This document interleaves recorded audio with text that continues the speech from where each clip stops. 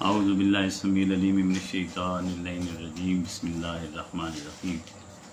محترم حاضرین و ناظرین و سامعین، آج ہم انشاءاللہ العزیز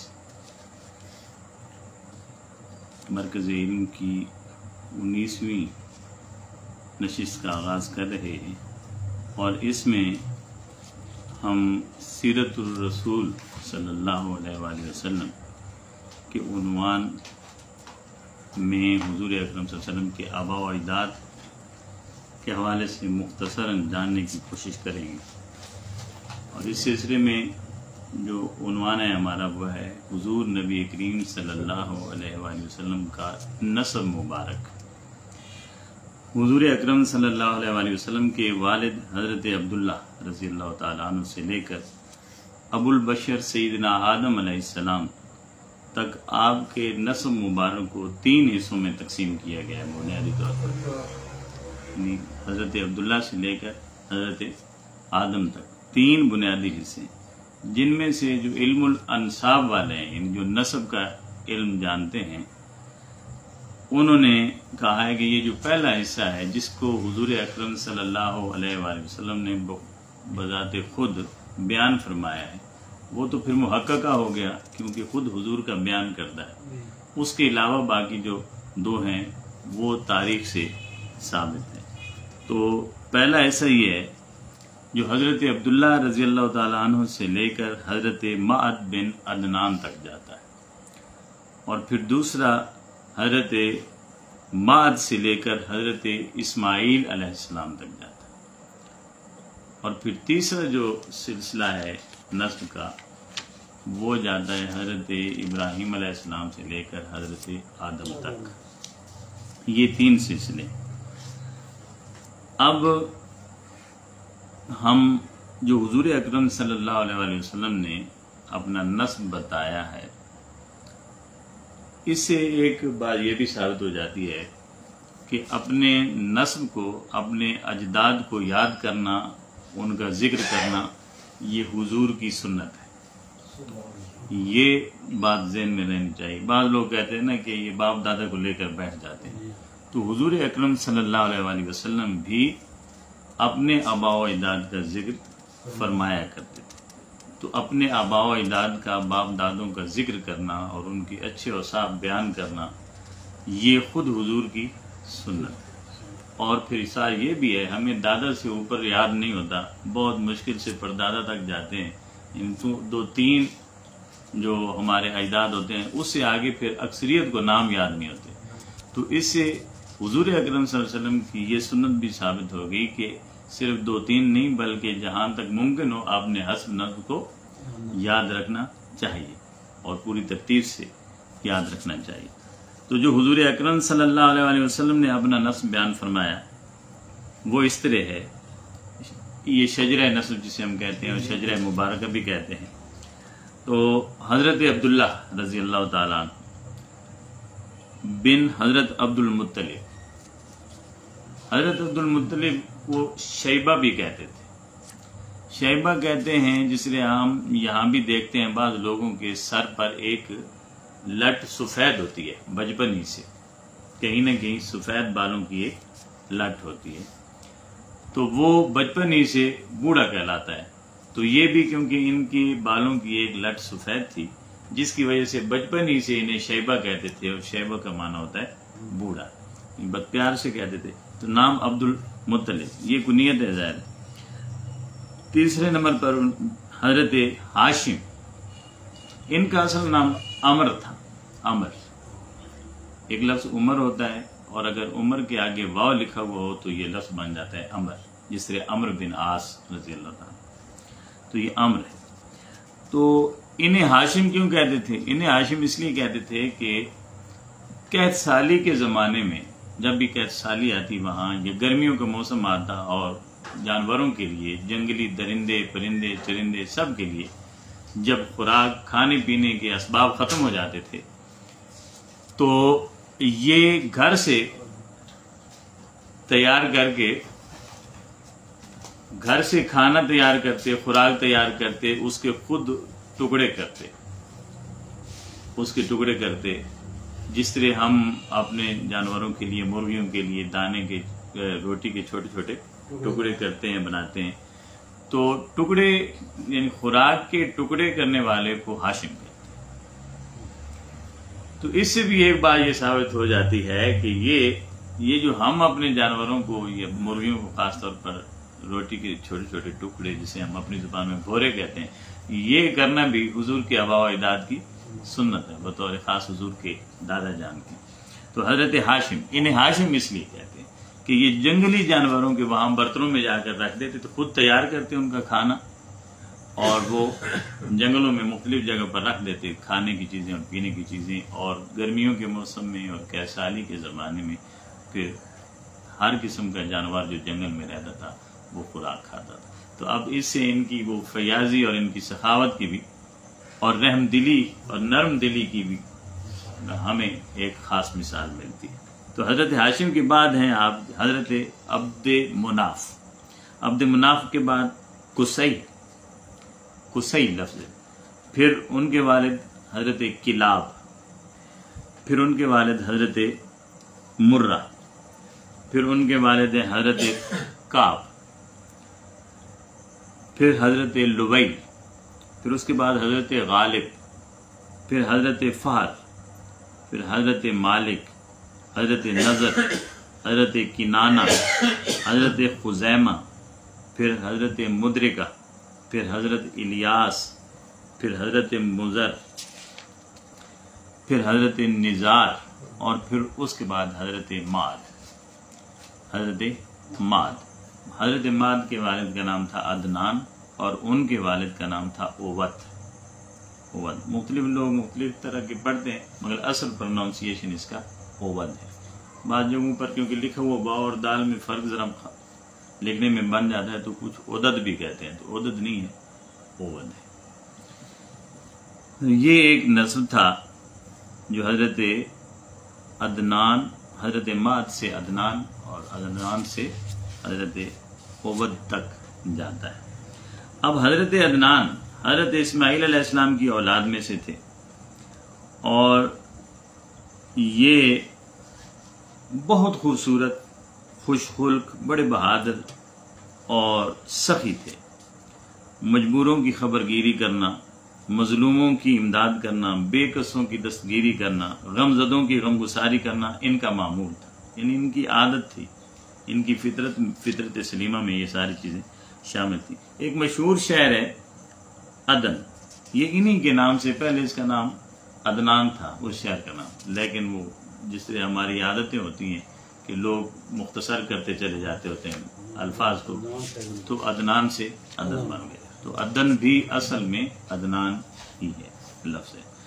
تو حضرت عدنان اہل عرب کے سردار تھے۔ وقت نظر یہ تھوڑی سی تاریخ میں ایک دو جملے کہہ دیتا ہوں، ذرا سمجھنے کے لیے ہمیں آسانی ہوگی۔ وقت نصر ایک یمن کا بادشاہ تھا۔ یمن کے شہر زبید کے نواحی بستی، اس کا نام بھی حضور تھا، اس پر بنی اسرائیل کے انبیاء، ارمیاء اور عقیاء کے حکم سے اس نے وقت نصر نے حملہ کیا۔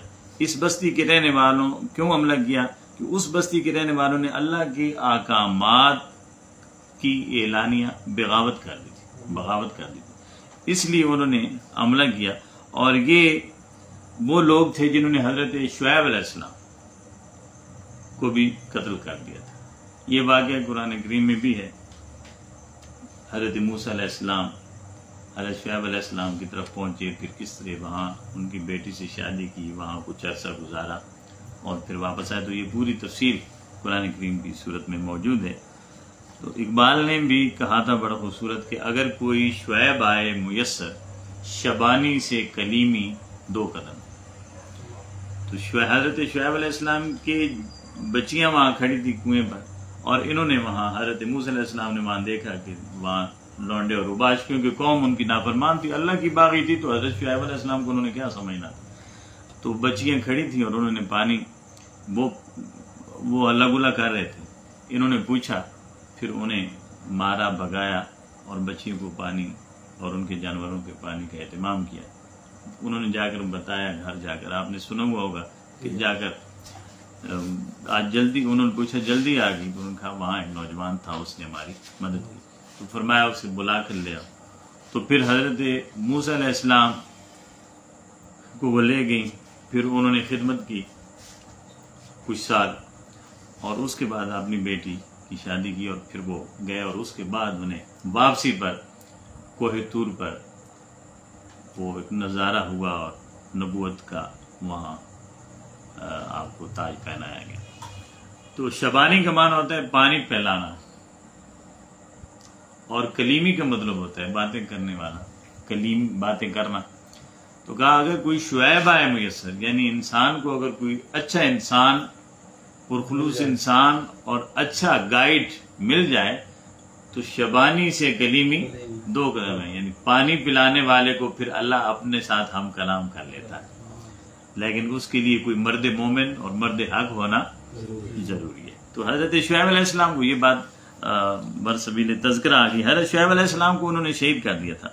جب بخت نصر نے اس بستی پر حملہ کیا تھا تو اہل عرب کے سردار اس وقت عدنان تھے. اہل عرب کے لشکر کے سردار وہ تھے. اس جنگ میں عرب کو ظاہر شکست ہوئی اور اس جنگ کے کچھ عرصہ بعد حضرت عدنان کا انتقال ہو گیا. ان کی وفات کے بعد اہل عرب مختلف علاقوں میں منتشر ہو گئے.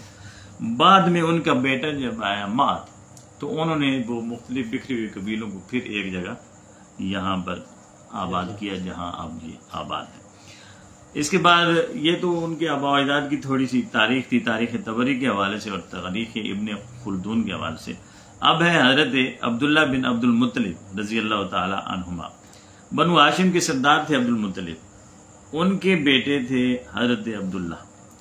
یہ ظاہری طور پر بھی بڑے حسن و جمال کے مالک تھے اور بڑی رونق اور بڑی رعنائی اور ان کے حسن و جمال کی پوری وادی میں ایک دھوم تھی. بڑے حسین تھے. دھیمی طبیعت پرسکون اور خاموش مگر شگفتہ مزاج پروکار اور حسن اخلاق کے مجسم تصویر تھے. حضرت عبد المطلب کے 10 بیٹوں میں سے یہ سب سے حسین تھے اور نور مصطفیٰ ان کے چہرے سے ان کی پیشانی سے اس وقت بھی وہ ظاہر ایک حسن جو ایک حقیقی حسن ہے وہ چمکتا تھا وہ نظر آتا تھا. تو حضرت عبداللہ قریش کے تمام نوجوانوں میں سے سب سے زیادہ حسین خوبصورت نوجوان تھے اور حضرت عبد المطلب کو یہ اپنی اولاد میں بھی کیونکہ سب سے چھوٹے بھی تھے اس لیے سب سے زیادہ محبوب بھی تھے سب سے زیادہ پسند تھے. اور یہاں جو ایک خاص بات ہے جب یہ پیدا ہوئے تھے تو اللہ رب العزت نے ان پر القاء کیا حضرت عبد المطلب کہ ان کا نام عبداللہ رکھو. ورنہ عبداللہ تو وہ شرک کے معاشرے میں اور کفر کے معاشرے میں تو عبداللہ نام رکھنے کا کوئی ظاہر تصور بھی نہیں تھا. وہ عبد العزا رکھتے تھے عبد اللہ عبد المنات اس طرح کے ابو لہب اس طرح کے ان کے نام تھے. تو یہ اللہ کے ساتھ بندگی کو منسوب کرنا اپنی بندگی کو یہ تو وہاں تصور ہی نہیں تھا. تو اللہ رب العزت نے عبد المطلب کو القاء کیا کہ ان کا نام آپ عبداللہ رکھیں. تو آپ نے ان کا نام عبداللہ رکھا. اور پھر دوسری ان کی کنیت تھی جس طرح حضرت اسماعیل کو ذبیح اللہ کہتے ہیں کہ اللہ کی راہ پر قربان ہونے والے ذبح ہونے والے. ان کا بھی ایک لقب جو تھا وہ ذبیح تھا. وہ آگے ہم پڑھتے ہیں وہ کس طرح ذبیح ہوئے. تو اللہ رب العزت نے انہیں 2 چیزیں یعنی ایک تو نام خود منتخب فرمایا اور دوسرا انہیں ذبیح کا لقب دیا ذبیح کا. اب اس کے بعد ایک واقعہ ظاہر حضرت عبداللہ کے بعد چلتے چلتے ایک وقت آیا کہ حضرت عبد المطلب رضی اللہ تعالیٰ انہوں نے کیونکہ یہ وقت کے گزرنے کے ساتھ ساتھ جو آب زمزم کا وہ کنواں تھا وہ دب گیا تھا چھپ گیا تھا. میں نے پہلے بھی شاید عرض کیا ہے کہ جب پتھروں سے بت بنانے کا دور شروع ہوا تو اللہ رب العزت نے یہ جو 2 پتھر ہیں حجر اسود اور مقام ابراہیم ان 2 پتھروں کو جبریل کے ذریعے چھپا دیا تھا. صفا اور مروہ کے درمیان چھپا دیا تھا. تو اسی طرح یہ بھی کسی حکمت کے تحت وقت گزرنے کے ساتھ ساتھ یہ بھی دب گیا. حضرت عبد المطلب رضی اللہ تعالیٰ عنہ نے اپنے خاندان سے کہا کہ یار وہ کنواں ڈھونڈے ہے تو یہیں لیکن مل نہیں رہا اسے ڈھونڈے. یہ جگہ کا تعین ہے مگر وہ دب چکا ہے تو اسے دوبارہ کھودتے ہیں پانی کی ضرورت ہوتی ہے. جس سے ہمارے پرانے کنویں ہو جاتے تو بعض اوقات انہیں کھودنے کی ضرورت پڑ جاتی تھی پہلے، اب تو بور وغیرہ ہو گئے تو اس طرح نہیں جاتے ہیں. تو اس طرح وہاں بھی جب وہ کھودنے کی اور پانی کی ضرورت محسوس کی تو انہوں نے خاندان والوں سے کہا کہ میری مدد کرو اور اسے کھودتے ہیں. تو خاندان والوں نے ساتھ نہیں دیا. تو حضرت عبد المطلب، ایک روایت ہے کہ حضرت عبد المطلب رضی اللہ تعالیٰ نے انہوں نے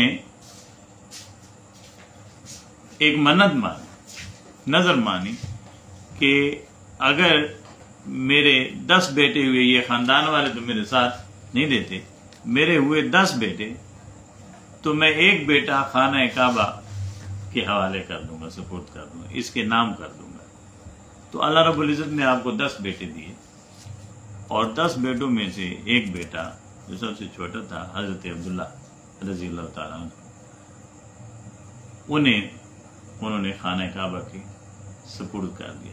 لیکن کیونکہ منت مانی ہوئی تھی، ادھر بیٹے تھے سب ایک دوسرے سے بڑھ کر حسین، اور یہ تو سب سے چھوٹے تھے، اور بہنوں کے 6 بہنیں تھیں، ان کے بھی لاڈلے، بھائیوں کے بھی لاڈلے، والدین کے بھی لاڈلے. تو قرعہ، مختلف روایتیں ہیں جن میں 2 مشہور ہیں. تو قرعہ ڈالا گیا کہ کس بیٹے کا نام لیا جائے، کون خانہ کعبہ کے حوالے کیا جائے، اور کسے قربان کیا جائے، ذبح کیا جائے. تو سارے انتظار میں تھے، اولاد بھی، والدین بھی، سب بہنیں بھائی. تو قرعہ ڈالا گیا، مگر قرعے میں حضرت عبداللہ کا نام آیا.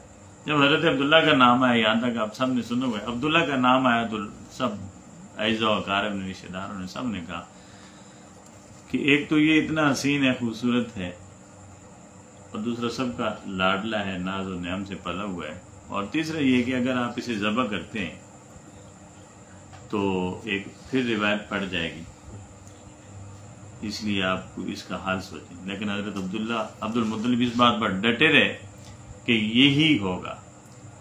مگر بالآخر خاندان والوں نے انہیں منا لیا اور کہا کہ ایک عرافہ رہتا ہے، عرافہ کہتے ہیں بہت زیادہ علوم کو جاننے والے کو کہتے ہیں، جو کوئی خاص تعبیر یا کوئی خاص تدبیر بتا دے، اسے عرافہ، عربی میں عرافہ کہتے ہیں، بہت بڑا عالم اسے کہتے ہیں. تو مختلف علوم کے جاننے والا، تو اس سے پوچھ لیتے ہیں. وہ چلتے چلتے وہ انہیں مل گئے ایک اس دور کہیں، تو ان کے سامنے انہوں نے مسئلہ پیش کیا. تو عرافہ نے کہا، یعنی عرافہ کوئی نام نہیں ہے، بلکہ عرافہ آپ کہیں کہ اس عالم دین نے، یا اس مولوی نے، یا اس پروفیسر نے، یا اس نجومی نے کہا کہ آپ کے ہاں ایک بچے کی یا ایک مرد کی جو دیت ہوتی ہے، وہ دیت کتنی ہے؟ تو انہوں نے کہا 10 اونٹ دیت. تو وہ کیونکہ جان رہا تھا بھئی یہ اتنے بضد ہیں کہ اسی کو ذبح کیا جائے، تو اس نے کہا کہ 10 اونٹ ایک طرف اور دوسری طرف قرعہ نکالیں. تو جس کے نام پر قرعہ آئے گا اس کے نام پر آپ 10 اونٹ نکالیں، اور اس طرح اگر قرعہ بار بار وہی ایک ہی نام پر آتا ہے تو 10 کی اضافہ کرتے جائیں. انہوں نے قرعہ نکالا، حضرت عبداللہ کے نکالا، پھر دوبارہ 10 اونٹ، پھر 10، پھر 10، حتیٰ کہ 100 اونٹ ہو گئے. 100 اونٹ جب ہوئے تو پھر حضرت عبد المطلب کہنے لگے کہ نہیں ہو سکتا ہے، غلطی سے ظاہر قرعہ جو نکلا ہے تو ایک نام ہو گیا. اس وقت تک نہیں ہم 100 اونٹ ذبح کرتے جب تک پوری تصدیق نہ ہو جائے، بات پائے ثبوت تک نہ پہنچے. تو انہوں نے کیا کیا، انہوں نے ایک بار پھر قرعہ، پھر تیسری بار پھر قرعہ نکالا. تو ہر بار حضرت عبداللہ کا نام یاد آتا تھا، کسی اور کا نام نہ آیا. تو پھر حضرت عبداللہ کی جگہ 100 اونٹوں کو ذبح کیا گیا. اس وجہ سے پھر حضرت عبداللہ کہلائے ذبیح، یعنی حضرت اسماعیل ذبیح اللہ، اور یعنی وہ حضرت اسماعیل کی جان بچانے کے لیے جنت سے ایک دمبا آیا تھا، اور حضرت عبداللہ کی جان بچانے کے لیے 100 اونٹ انہیں قربان کیا گیا.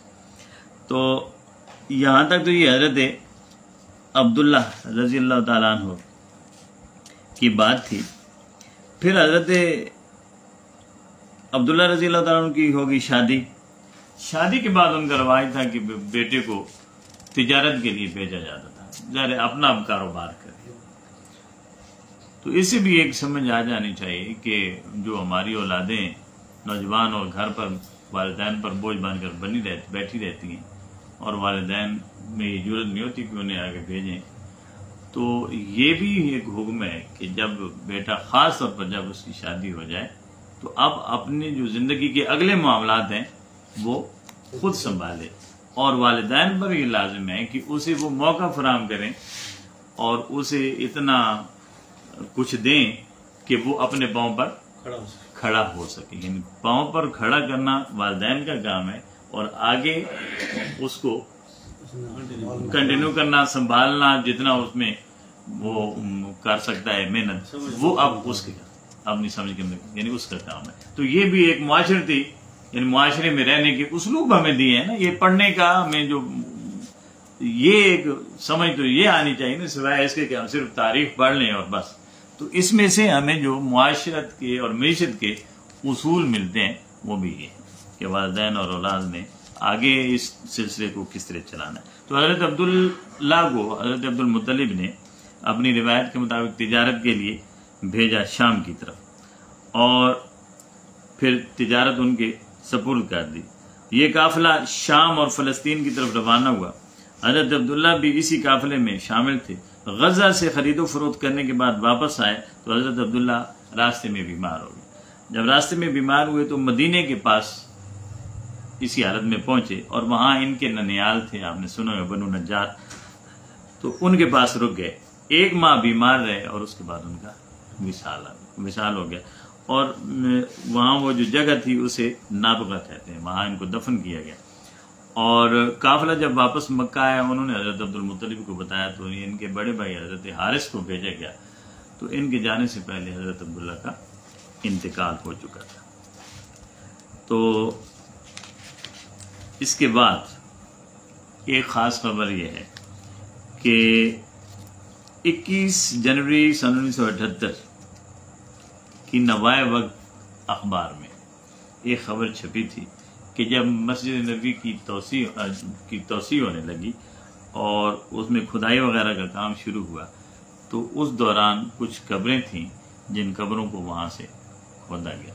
تو ان قبروں میں ایک قبر حضرت عبداللہ کی تھی، اور ایک قبر تھی حضرت مالک بن سنائی، ایک صحابی تھے جن کا نام یعنی معروف تھا وہاں، اور اس کے علاوہ 6 اور صحابہ کرام بھی تھے۔ ان کی قبریں جب کھودی گئی تو بالکل تر و تازہ ان کی قبور تھی، اور ان کے جسم بالکل تر و تازہ تھے، اور وہاں اس وقت کے موجود 1978 کی یہ خبر ہے کہ وہاں جو موجود لوگ تھے خوش نصیب، انہوں نے ان کی زیارت کی۔ یہ خبر جو خاص طور پر ہے ہمارے لیے باعث تسکین ہے کہ یہاں تو حقیقت تو یہ ہے کہ محمد کے غلاموں کا کفن میلا نہیں ہوتا، کیا جائے کہ حضور اکرم صلی اللہ علیہ وسلم کے والد ہوں۔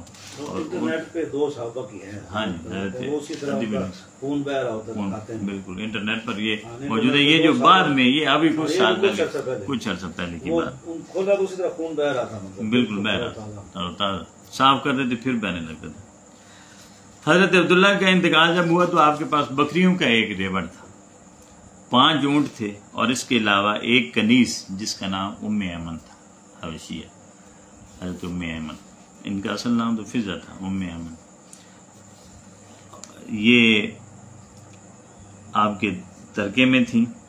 حضرت عبداللہ کی جب وفات ہوئی تو حضرت عبداللہ ابن عباس فرماتے ہیں، حضرت عباس کے بیٹے حضرت عبداللہ، یہ چچا ہیں حضرت عبداللہ، وہ عبداللہ ان کے چچا تھے، تو وہ فرماتے ہیں کہ فرشتوں نے اللہ کی بارگاہ میں عرض کی کہ مولا تیرا نبی تو یتیم ہو گیا، اس کے 2 والد بھی سر پر نہیں رہے، تو اللہ نے فرمایا ہم اس کے محافظ ہیں، ہم اس کے حافظ اور نگہبان ہیں۔ اور دوسری روایت میں ہے کہ اللہ نے فرشتوں سے فرمایا کہ میں ان کا دوست ہوں، ان کی حفاظت کرنے والا ہوں، مددگار ہوں، پروردگار ہوں، ان کو رزق دینے والا ہوں، اور ہر بات میں ان کے لیے میں ہی کافی ہوں، بس تم ان پر درود پڑھا کرو اور ان کے نام سے برکت حاصل کیا۔ یہ جو خاص بات ہے وہ یہ ہے کہ فرشتوں کو بھی یہ حکم ہے، تو فرشتوں کے ذریعے اور اس حدیث کے ذریعے اہل ایمان کو بھی یہ حکم ہے کہ ہم آپ کی ذات والا پر ہر وقت درود پڑھیں اور ان سے برکت حاصل کریں. یعنی جو ہمیں برکتیں ملتی ہیں، تاکہ فرشتوں کو بھی جو برکتیں ملتی ہیں وہ برکتیں بھی حضور کے صدقے سے ہی ملتی ہیں. تو یہ وہ وسیلہ ہے حضور کا اور صدقہ ہے حضور کا کہ ساری کائنات کو اللہ رب العزت یہ درس دے رہا ہے کہ صدقہ کھانا ہے اور زندہ رہنا ہے، کامیابی اور فلاح پانی ہے، تو میرے محبوب پر درود پڑا کرو اور برکتیں حاصل کرتے رہا کرو. تو آسمانی مخلوق فرشتے بھی رسول پر درود پڑھتے ہیں، جس طرح قرآن نے کہا ان اللہ و ملائکتہ یصلون علی النبی، اور حضور ہی سے برکتیں حاصل کرتے ہیں. جبکہ رسول اللہ صلی اللہ علیہ وسلم ان کی طرف رسول بن کر نہیں بھیجے گئے، بنا کر رسول ہماری طرف بنا کر بھیجے گئے.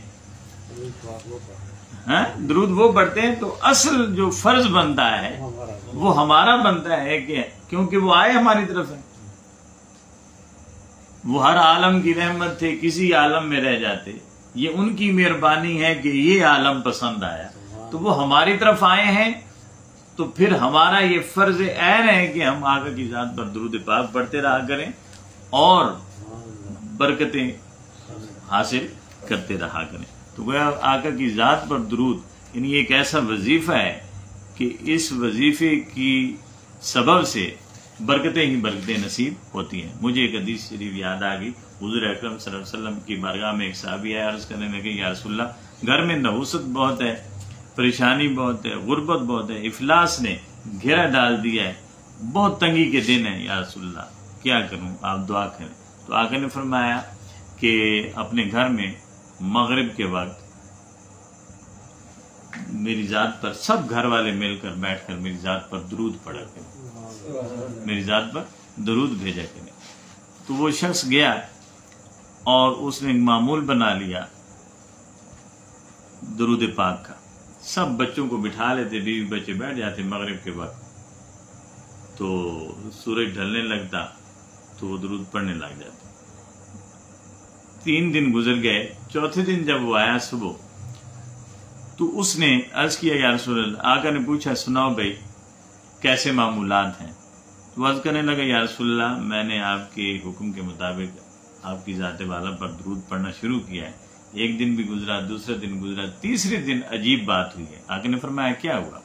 عرض کرنے لگا میں اپنے سین میں بیٹھ کر ہم درود پاک پڑھ رہے تھے، کچے سین ہوتے تھے ظاہر، درود پاک پڑھ رہا تھا تو میں نے دیکھا ہے اور ہم نے دیکھا ہے کہ کالے رنگ کے کچھ پرندے ہیں جو زمین سے نکل کر آسمان کی طرف جا رہے ہیں اور آسمان میں گم ہو رہے ہیں. تو آقا نے فرمایا کہ تجھے مبارک ہو، درود پاک کی برکت سے وہ پرندے دراصل نحوستیں تھیں جو تیرے گھر سے نکل گئی، تیرے گھر سے دور ہو گئی درود پاک کی برکت سے. تو یہ حدیث ہے کہ درود پاک کی برکت سے آقا فرما رہے ہیں اب تجھے مبارک ہو کہ جو تیرے گھر کی نحوستیں تھیں درود پاک کی برکت سے وہ ختم ہو گئی، رفع ہو گئی. اس طرح ایک اور حدیث مجھے یاد آ گئی، کیونکہ ہم تو اہل محبت لوگ ہیں اور اہل نسبت ہیں، اور رسول اکرم کی غلامی پہ ہمیں ایک ناز ہے، اور اس ناز کو یعنی کما حقوق اس کا اظہار بھی ہونا چاہیے. حضور اکرم صلی اللہ علیہ وسلم کے پاس ایک شخص آئے، عرض کرنے لگا یا رسول اللہ غربت بہت ہے. تو ہر ایک کا علاج جس طرح میڈیکل میں ہے نا کہ سب کے سر کا درد ایک ہی وجہ سے نہیں ہوتا، پیٹ کا درد سب کا ایک ہی وجہ سے نہیں ہوتا، سب کو ہارٹ کا پرابلم ایک ہی وجہ سے نہیں ہوتا، مختلف ہے. تو اسی طرح بیماریاں جو روحانی ہوتی ہیں وہ سب کی ایک ہی بیماری نہیں ہوتی، اور سب کو جو بھی مسائل ہوتے ہیں ایک ہی طرح کے نہیں ہوتے، بظاہر ایک ہی طرح کے نظر ہوتے ہیں لیکن ان کے پیچھے ان کا بیک گراؤنڈ کچھ الگ ہوتا ہے. تو ایک شخص اور آیا تو اس نے کہا یا رسول اللہ گھر میں بڑا افلاس ہے، غربت ہے، تنگی کے دن ہے، بڑی پریشانی رہتی ہے بڑا. تو آقا نے فرمایا کہ آپ اس طرح کریں کہ جب گھر جائیں تو گھر والوں پر سلام کیے کریں اور اس کے بعد میری ذات پر درود پڑا کریں. کیوں کہ آقا نے خود فرمایا کہ میں مومنوں کے گھروں میں موجود ہوتا ہوں، مومنوں کے گھروں میں موجود ہوتا ہوں. تو درود پڑا کریں، پھر سورہ اخلاص پڑا کریں. تو گھر خالی ہے یا بند ہے یا گھر میں ہے تو گھر والوں کو سلام کریں. گھر اگر آپ نے تالا کھولا ہے اپنا یا کسی کا یا کسی کے گھر میں گئے تو سب سے پہلے، کیونکہ گھر میں تو بندہ ہے نہیں، تو سب سے پہلے کیا کریں؟ حضور کی ذات پر درود بھیجیں اور سورہ اخلاص پڑھیں. تو آقا نے فرمایا اللہ رب العزت درود پاک کی برکت سے تیرے گھر میں خوشحالی پیدا کرے گا. کچھ دن گزر گئے، وہ گیا، اس نے یہی معمول بنا لیا کہ گھر جاتا، گھر والوں کو سلام کر. ہم تو شرماتے رہتے نا، گھر والوں کو گالیاں دینی ہو تو بے شک دیتے رہے، لیکن سلام کرتے ہوئے ہم شرم آتی ہے. گالی جو مرضی دیتے ہیں، بچوں کو، بڑوں کو، بیوی کو، بیٹیوں کو، جو کہتے رہے، اول فول بکتے رہے، اس میں ہمیں کبھی شرم نہیں آتی. مگر سلام کرنا یا کوئی اچھی بات بتاتے ہوئے ہم جھجکتے ہیں، ہمیں شرم آتی ہے کہ یار یہ کیا کریں گے. لوگ سن گئے تو کہیں گے ایران مرید ہے، گھر آتا ہے تو بیوی کو سلام کرتا پھرتا ہے، یہ کیا. تو سلام یعنی حضور کی سنت ہے، حضور کا حکم بھی ہے. تو گھر میں جاتے ہوئے وہ سلام کرتے، پھر گھر میں کوئی ہے تو سلام کر کے پھر حضور کی ذات پر درود. اگر نہیں ہے اور خود ہی گئے تو حضور کی ذات پر جو ہی داخل ہو تو سب سے پہلے الصلوۃ والسلام علیک یا سیدی یا رسول اللہ. کیونکہ آقا فرماتے ہیں میری روح موجود ہوتی ہے تو پھر الصلوۃ والسلام علیک یا رسول اللہ آپ کہہ سکتے ہیں. اور اگر آپ یہ نہیں کہنا چاہتے تو اللہم صلی علی سیدنا و مولانا محمد وعلی آلہ وصحبہ مبارک وسلم، یہ پڑھ کر اس کے بعد سورۃ اخلاص پڑھ لیں. وہ چلا گیا، اس نے اپنا معمول جاری رکھا. کچھ دنوں کے بعد اس کی پھر حاضری کشرف اسے ملا تو آیا. تو آقا نے پوچھا سناؤ بھائی کیسے حالات ہیں آج کل، کیسے حالات ہیں؟ تو وہ عرض کرنے لگا یا رسول اللہ جو طریقہ آپ نے بتایا تھا خوشحالی کا اور گھر میں داخل ہونے کا، تو میں سلام کرتا تھا، آپ کی ذات پر درود پڑھتا تھا، سورہ اخلاص پڑھتا تھا. اللہ رب العزت نے اس کی برکت سے مجھے تو خوشحال کیا ہی ہے، اس کی برکت سے میرے پڑوسی بھی خوشحال ہو گئے، مالا مال ہو گئے، پڑوسی بھی مالا مال ہو گئے.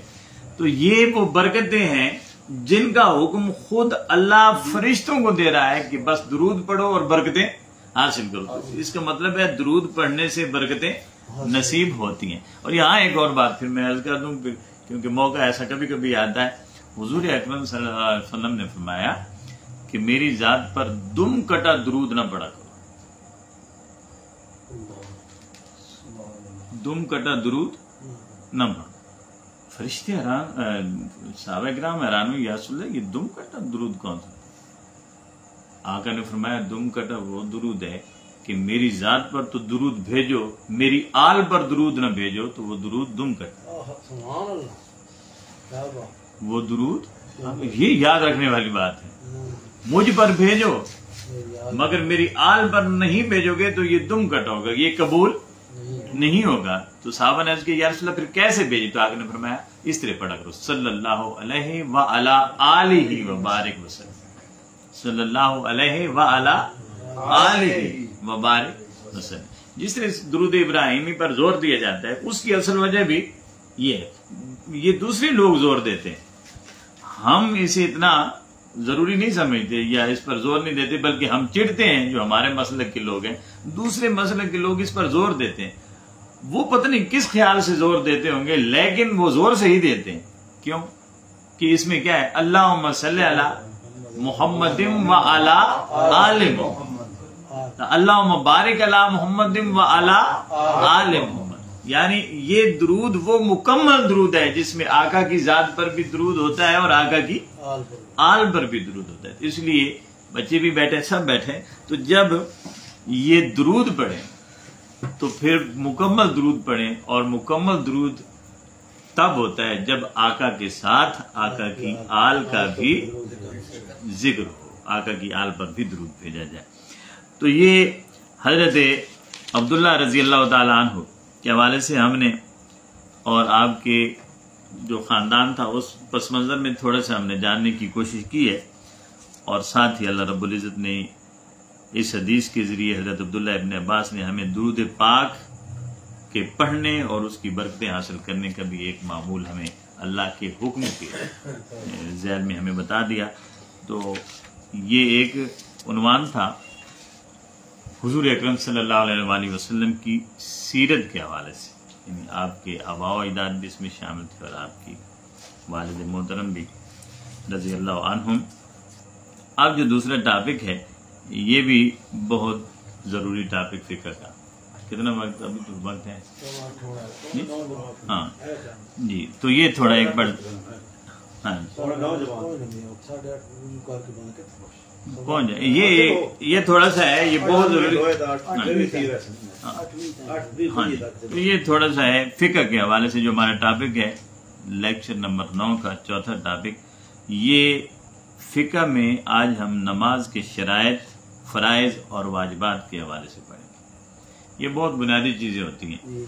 تو سب سے پہلے ہے نماز کی شرائط، نماز کی شرائط، یہ ساتھ بے شک دہراتے رہیں، نماز کی شرائط۔ نماز کی شرائط کو پڑھنے سے پہلے جو خاص بات ہے وہ یہ ہے کہ شرائط نماز پڑھنے سے پہلے ہوتی ہیں۔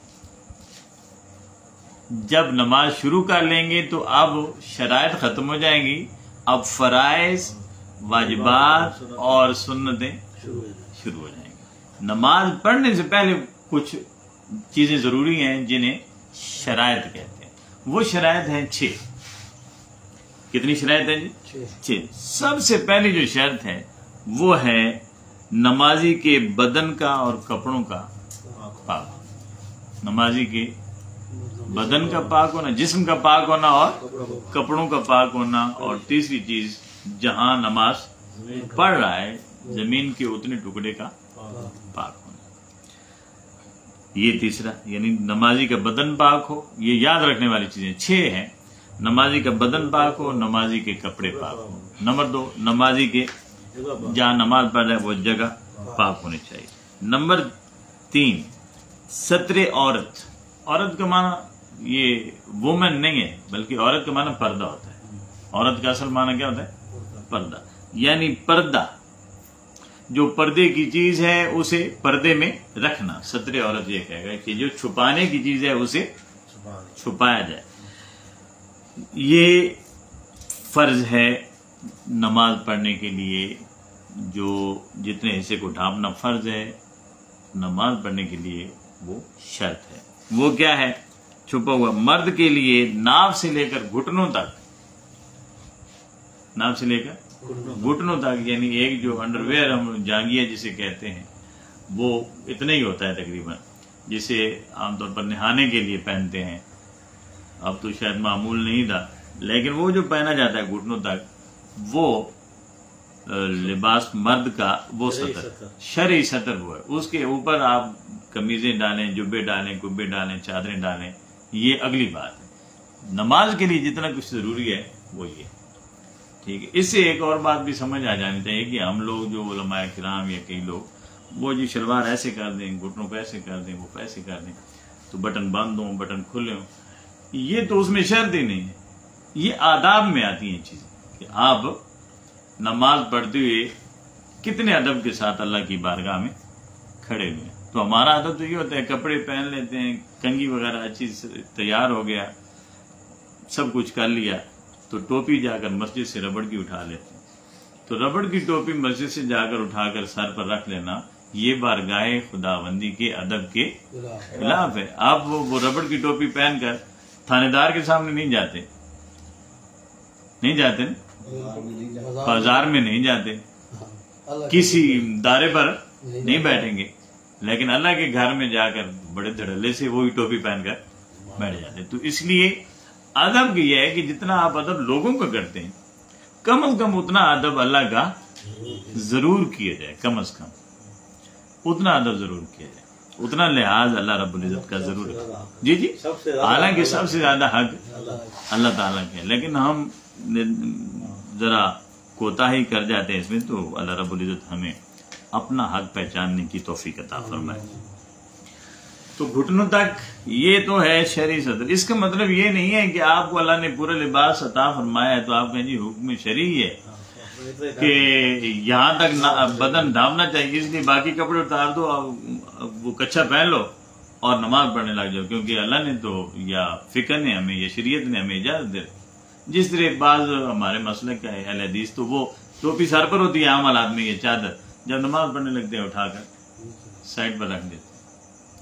اہل تشیع بھی ایسے کرتے ہیں، لیکن اہل حدیث اہتمام کے ساتھ ایسا ہی کرتے ہیں۔ تو یہ تو غلط بات ہے نا کہ اگر اللہ رب العزت نے اجازت دی ہے تو اس کا مطلب یہ نہیں کہ آپ لازماً وہی پہنیں. تو اگر آپ عام حالات میں اچھے لباس میں رہتے ہیں تو اللہ کی بارگاہ میں اس سے اچھے لباس میں جانے کی کوشش کریں, اس کی نعمتوں کا شکر ادا کریں.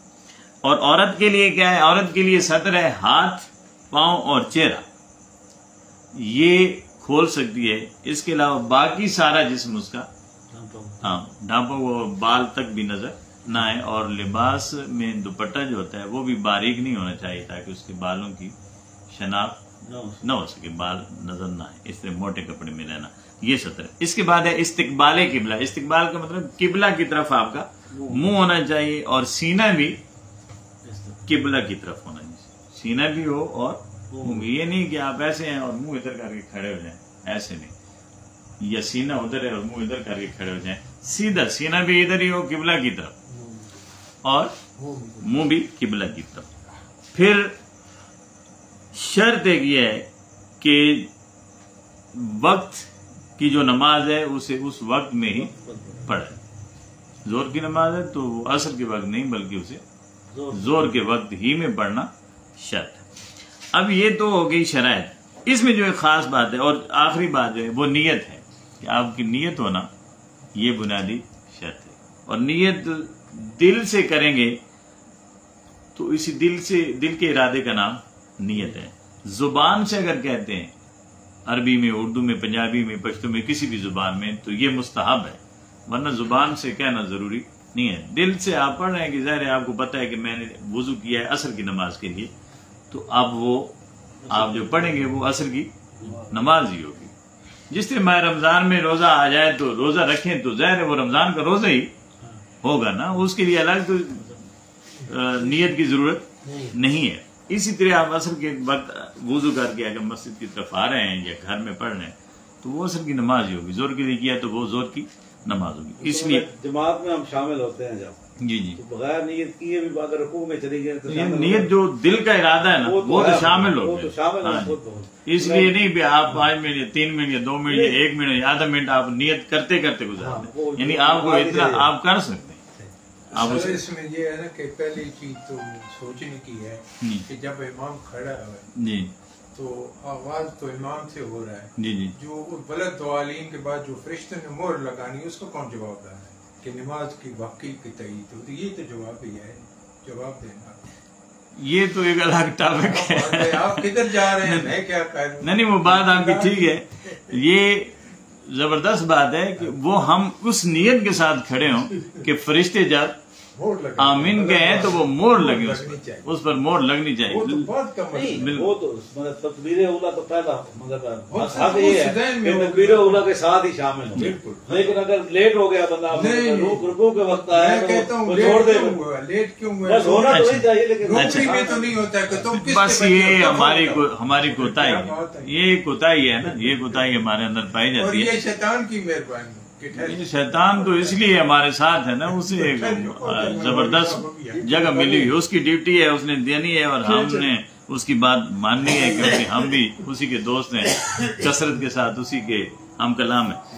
تو یہ ہے اس میں ایک خاص بات جو ہے وہ یہ کہ نماز شروع کرنے سے پہلے یہ جتنے بھی ہم نے شرائط پڑھی ہیں ان کا ہونا ضروری ہے, ان کا ہونا ضروری ہے, ورنہ نماز نہیں ہوگی. یعنی بدن پاک نہیں ہے یا کپڑے پاک نہیں ہے یا جگہ پاک نہیں ہے یا آپ کا پورا ستر نہیں ہے یا آپ قبلہ رخ نہیں ہے یا نماز کو اپنے وقت پر نہیں پڑھ رہے یا آپ نے نیت نہیں کی تو نماز نہیں ہوگی. اس کے بعد فرائض ہیں, 7 فرائض ہیں, جسے ہم جلدی سے پڑھ لیتے ہیں تاکہ یہ چیپٹر ہمارا ختم ہو جائے. 7 فرائض ہیں. نمبر 1 تکبیر تحریمہ کہنا, یعنی اللہ اکبر تکبیر تحریمہ. دوسرا ہے قیام یعنی سیدھا کھڑے ہونا. اور یہاں ایک بات خاص طور پر ہمارے جو کچھ لوگ ہو جاتے ہیں نا سہل پسند ہو جاتے ہیں, مسجد میں کرسیاں پڑی ہوتی ہیں نا تو وہ جا کر کرسی پر بیٹھ جاتے ہیں, وہ جی میں نے گوٹے گیٹے کام نہیں کرے. تو یہ ان لوگوں کے لیے خاص طور پر بات ہے, ان لوگوں کے لیے. میں اپنی ایک بات بتا دوں, یہاں جس مسجد میں اب میں جمعہ پڑھاتا ہوں, میں 3-4 سال پہلے جب جمعہ پڑھاتا تھا تو اس وقت کرسیاں ہم نے کوئی 2-3 بینچ وغیرہ ہوتے تھے، تو آپ کو یاد ہوگا شاید، تو میں نے کہا یار یہ حاجی صاحب آگے، پھر 1-2 اور آگے، کچھ باہر سے لوگ آگے تو معذور تھے جن سے بیٹھا یا کھڑا ہوا نہیں جاتا تھا، تو کرسیوں کی ضرورت پڑی، تو میں نے اعلان کر دیا ان پر کہ یار یہ کرسیوں کی ضرورت ہے، آپ جس طرح لوگ ہیں تو پریشان ہو رہے ہیں، تو وہ 4 کرسیاں ایک شخص نے دے دی، 4 دوسرے نے دے دی، تو 8 کرسیاں تقریباً ہماری بن گئی تھیں کرسیاں۔ اگلے جمعہ پر وہ آ گئی کرسیاں، تو 8 کی 8 جمع وہ بینچ وغیرہ وہ سارے کے سارے پر تھے، سارے کے سارے۔ میں نے دیکھا بھی سارے لوگ یہ جتنے بھی ہیں بابے سب اوپر بیٹھ گئے سارے، تو میں نے کہا جناب یہ کرسیاں ان لوگوں کے لیے ہیں جو واقعی کھڑے نہیں ہو سکتے، یا واقعی ان سے سجدہ وغیرہ یا رکوع وغیرہ نہیں ہو سکتا، جو اپنے زندگی کے باقی معاملات انہی ٹانگوں سے پر ادا کر رہے ہیں اور چل رہے ہیں، تو وہ برائے کرم کرسیوں سے نیچے آ جائیں۔ تو وہاں پھر وہ 1-2 حاجی صاحب یا کوئی 1-8 اور رہ گئے، باقی 6-7 کرسیاں جو تھیں وہ خالی ہو گئی۔ تو ہمارا یہ ہے کہ کرسیوں کو جب دیکھتے ہیں نا تو پھر دل کرتا ہے کہ او جی نہیں بیٹھا ہوا نا، او جی رکوع نہیں تھی نا، سجدہ نہیں تھی نا، لہٰذا بہ ونجو تو تھائیں اشارہ نہ کر دو۔ تو یہ ایک بات جو خاص طور پر ہے وہ یہ ہے فرض میں، کہ فرض نماز ہو، وتر نماز ہو، واجب ہو یا سنت ہو، فرض، واجب، سنت اور وتر، یہ 4 نمازیں، ان میں قیام فرض ہے، ان میں قیام، نفل میں قیام مستحب ہے، یعنی فرض نہیں ہے، آپ قیام کر سکتے ہیں، مگر ان 4 نمازوں میں قیام فرض ہے۔ اگر صحیح عذر نہیں ہے، واقعی صحیح عذر نہیں ہے، تو آپ نے نماز پڑھ لی، یعنی آپ کھڑے ہو کر پڑھ سکتے تھے، آپ نے بیٹھ کر پڑھ لی، مشکل سی لیکن پڑھ سکتے تھے۔ ہم کہتے ہیں نا مشکل ہوگی جی گوڈیاں پیڑے، تو گوڈیاں پیڑ تو وائی کراس تو ٹور کے مردالے چوک تک بندہ لگ بنا، تو گوڈیاں پیڑ نہیں تھی، تو مسیح تھی نماز پڑھ لگے، گوڈیاں پیڑ تھی نہیں، تو گھٹنوں کو درد ہے، تو یہ درد تو نہ وہ درد نہیں ہوا، شادی پر، فوتیدگی پر، قبرستان میں ہر طرف جا رہے ہیں، گھٹنوں کو کچھ نہیں ہوتا، اور جب نماز پڑھنے لگتے ہیں تو جی گوڈے گٹے جی جواب دے گئے جی بڑی پیڑ ہونی، تو یہ وہ درد ہے۔ اس کا مطلب ہے یہ عذر شرعی یا عذر حقیقی نہیں ہے۔ اس لیے یہ ہم سب کو غور کرنا چاہیے کہ جہاں تک ممکن ہو، بے شک مشکل ہی سے صحیح، لیکن ہو سکتا بندہ چل سکتا ہوئے موڑا اٹھیونا ہوگا، نہیں پہلے کرسیاں نہیں تھی، تو ہمیں پتہ ہے کہ بابے جو تھے نا وہ ایسے بیٹھتے تھے اور آگے ایسے جھکے ہوئے ہوتے تھے، مگر رکوع اور سجدے وہ سارے اپنے طریقے سے کرتے تھے۔ تو اس لیے کوشش یہ کرنی چاہیے، یعنی آپ کو خود پتہ ہے نا آپ کی جسامت کے کہ آپ کتنے برداشت کر سکتے، یعنی جہاں تک برداشت کر سکتے ہیں آپ اس حد تک آپ برداشت کریں اور قیام کو لازم کریں، اس حد تک قیام کو لازم کریں۔ تو قیام جو ہے یہ ان چیزوں میں فرض ہے، بلا عذر صحیح اور شرعی۔ اگر یہ نمازیں بیٹھ کر آپ پڑھیں گے تو نماز نہیں ہوگی۔ قرات یعنی یہ جو سورۃ فاتحہ کے ساتھ ہم سورت پڑھتے ہیں، تو سورت کوئی بھی ہو یا کسی بڑی سورت کی پڑھیں گے تو ایک بڑی آیت پڑھیں یا 3 چھوٹی آیتیں سورۃ فاتحہ کے بعد۔ قرات کسے کہیں گے؟ ایک بڑی آیت ہو کم از کم یا 3 چھوٹی آیتیں، یہ پڑھنا بھی کیا ہوا، یہ فرائض میں شامل ہے۔ اچھا، یہ جو آیتیں ہیں فرض کی پہلی 2 رکعتوں میں یہ قرات کرنا، اور سنت، وتر اور نوافل کی ہر رکعت میں یہ قرات فرض، یعنی وتر کی 3 رکعتوں میں ہم سورۃ فاتحہ کے بعد سورت ملاتے ہیں، نوافل میں بھی اسی طرح ہوگا اور وتر میں بھی اسی طرح ہوگا۔